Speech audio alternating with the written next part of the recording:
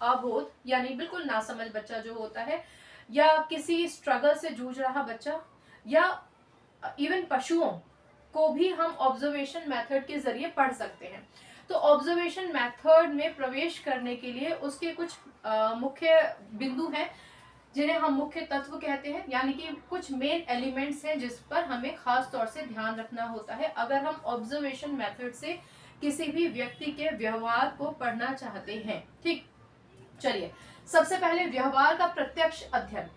कोई भी व्यक्ति जब आपके घर में आता है, अनजान व्यक्ति, तो आप क्या देखते हैं? सबसे पहले तो आप ये देखते हैं, इंटेंशनली भी नहीं, तभी भी आपका ध्यान सदैव ये जाता है कि वो व्यक्ति दिखता कैसे है, वो बात कैसे करता है, उसके हाथों का मूवमेंट ज्यादा है या पैरों का मूवमेंट ज्यादा है, वो आई कांटेक्ट बनाकर बात करता है या इधर उधर देखकर बात कर रहा है। बहुत सारी चीजें आप अनायास बिना ऑब्जर्वेशन टेक्निक को ध्यान में रखते हुए भी नोटिस कर लेते हैं, यानी प्रत्यक्ष तरीके से आप उसका अध्ययन कर रहे हैं। ये बिल्कुल प्रत्यक्ष है जो आपके सामने है, लेकिन प्रत्यक्ष अध्ययन संभव ना हो तो निरीक्षण विधि असंभव है। यानी अगर आप उसको नॉर्मली स्टडी नहीं कर पा रहे हैं तो आप ऑब्जर्वेशन नहीं कर सकते हैं। कोई व्यक्ति आया, आप सफर कर रहे हैं और कोई व्यक्ति आके आपके पास बैठा, आप समझ जाते हैं, सस्पिशियस हो जाता है, आपको कहीं ना कहीं शंका होने लगती है कि ये व्यक्ति ना मुझे कुछ ठीक नहीं लग रहा।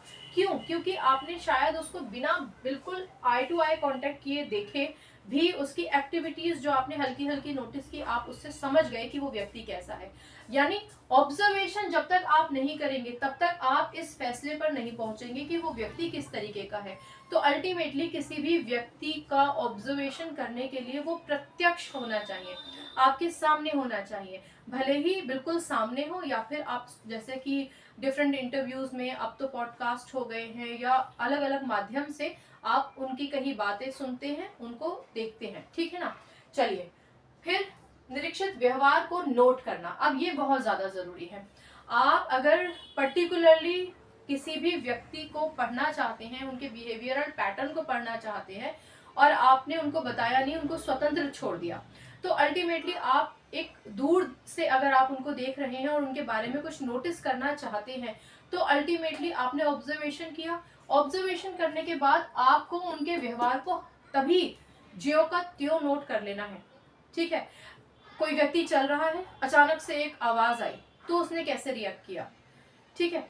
या फिर अचानक से उस व्यक्ति के सामने से कोई पतंग गुजर गई, मान के चलिए कोई पतंग गिर रही थी और उसके सामने से वो पतंग नीचे आई या फिर सीधे हवा के झोंके के साथ चली गई, कैसे रिएक्ट किया। ये